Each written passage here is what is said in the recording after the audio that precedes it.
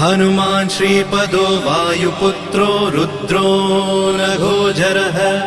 अमृत्यवीरवीरश्च ग्रामवासो जनाश्रयः धनदो निर्गुणः शूरो वीरो निधिपतिर्मुनिः पिङ्गाक्षो वरदो वाग्मी सीता शोकविनाशकः शिवः शर्वः परो व्यक्तो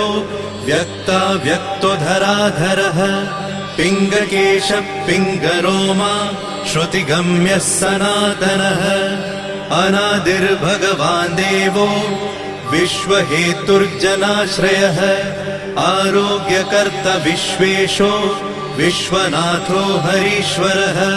भर्गो रामो रामभक्तः कल्याणप्रकृतिस्थिरः विश्वम्भरो विश्वमूर्तिर्